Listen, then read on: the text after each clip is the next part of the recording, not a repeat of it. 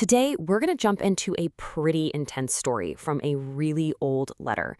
It's all about a major conflict, a ton of anxiety, and in the end, this incredible reconciliation.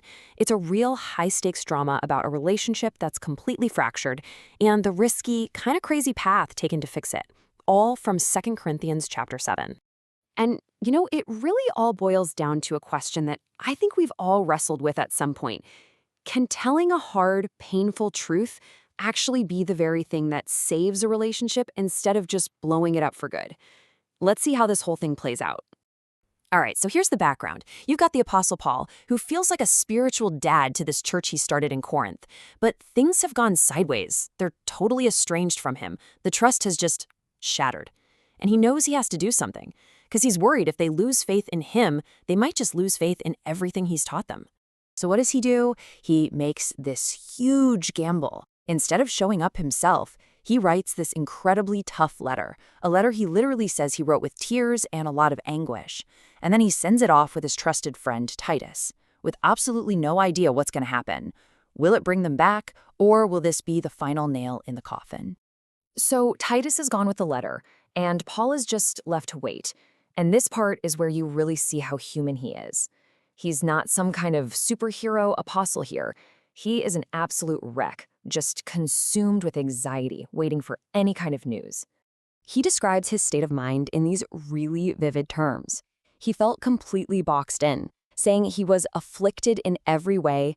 I mean, this wasn't just a small worry, it was this crushing pressure coming at him from all sides.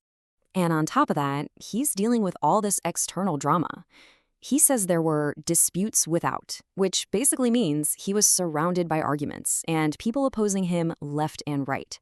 But the real core of the problem, the thing that was really eating him alive, he sums up in 2 words: fears within. All those battles on the outside were nothing compared to the storm of doubt and fear raging on the inside. He says he had no rest, just constantly second-guessing himself, wondering if he'd made a horrible mistake and lost these people forever. So he's at his absolute lowest point, restless, terrified, totally afflicted.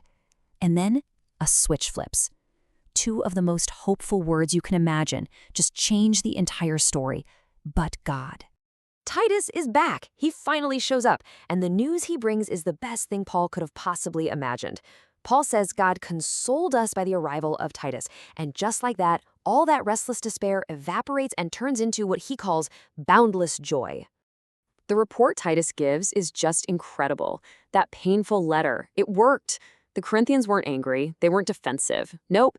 Titus tells them they were desperate to see him again. They were genuinely broken up about what they had done. And now they had this fire, this renewed passion for him. The relationship was actually healing. So Paul gets to thinking, why did that work so well? What was the secret ingredient? And he lands on this really powerful insight. Not all sorrow is created equal. There are 2 totally different kinds, and, well, understanding that difference is the key to this whole story. Okay, so he lays out this incredible contrast. On one side, you have worldly sorrow. This is just a change of mood. It's feeling bad because you got caught.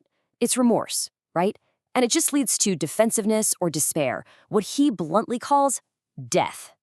But then there's godly sorrow, and that's totally different. It's a change of mind. It produces repentance, and that ultimately leads to life, to restoration.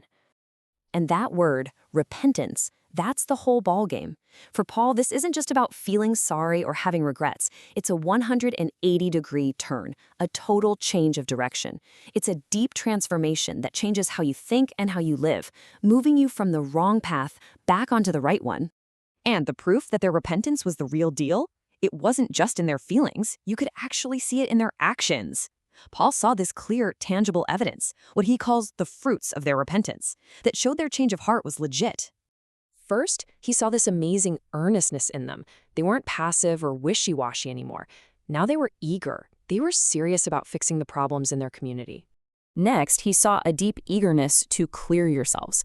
They weren't making excuses or blaming others. They were actively trying to prove their good intentions and make things right, to show they wanted no part in the breakdown of the relationship.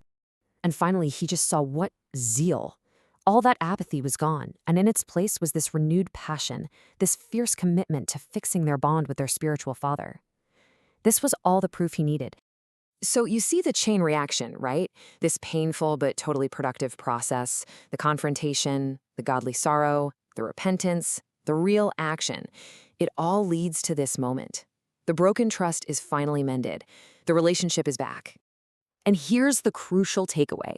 Paul makes it crystal clear that his harsh letter was never about punishing one person or just winning some argument. No, something way bigger was on the line. He needed to restore a relationship that was fundamentally tied to their faith in God. And the story just ends on this perfect high note. After all that anxiety, all the tears, and the huge risk he took, Paul gets to close this chapter with this amazing declaration of trust. The fracture is fixed. His confidence in them is complete. So this ancient story kind of leaves us with a modern challenge, doesn't it? When we mess up, when we're in the middle of our own broken relationships, what does it really take to move past simple regret and actually turn that pain into real, lasting, positive change?